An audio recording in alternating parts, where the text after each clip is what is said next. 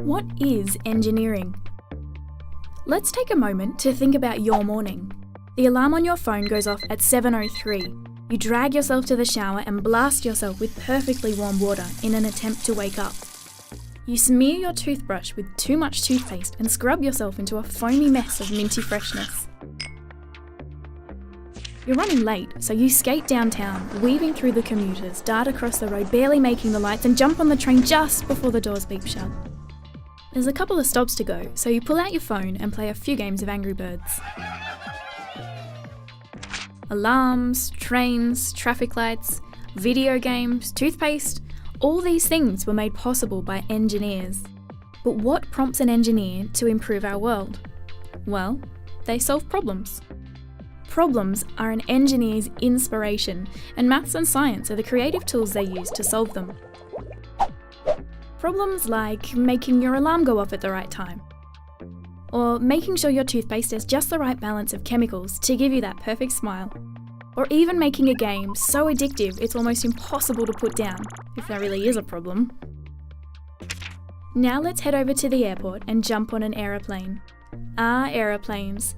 They're so easy to take for granted. But don't forget, you can fly! Before aeroplanes, flying was quite a bit more challenging. Every bit of your plane has been touched by engineers. A mechanical engineer designed the engine.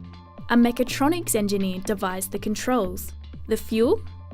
Extracted by mining engineers and refined by chemical engineers. The navigation systems? Electrical and software engineers created those. Yep, a whole team of engineers.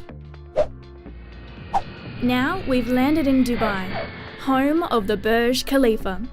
It's the world's tallest building at 829.8 metres high. It's also in one of the world's hottest environments, reaching up to 50 degrees in summer. One of the difficulties of building the Burj was trying to figure out how to set 45,000 cubic metres of reinforced concrete in such extreme weather. The solution? A clever method of pumping iced liquid concrete into the 55,000-tonne steel frame during the night. The result? A building that's vertically over 800 metres high, rather than horizontally all over the ground. Now let's jump into our time machine and go back to Saturday. Saturday, March 1932. The Sydney Harbour Bridge is about to open. The bridge is a marvel of civil engineering, and a pretty cool place to set off some fireworks. Since 1815, people had been talking about building a bridge to connect the two sides of the harbour. The problem was that the harbour was so incredibly wide. How could a bridge span such a width and support its own weight? The solution? The Romans! Well, actually it was an idea they came up with.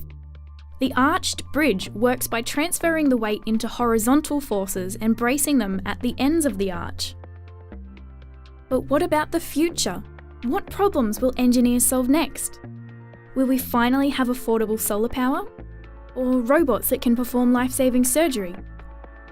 Or a building that's so tall your view is of outer space? Or how about finally engineering a working hoverboard? Seriously, we've waited long enough. So what is engineering? It's solving problems. It's taking crazy, out there ideas and seeing if they're actually possible. And when they are, the idea is shared with the world to make all our lives better. So, what problems do you want to solve?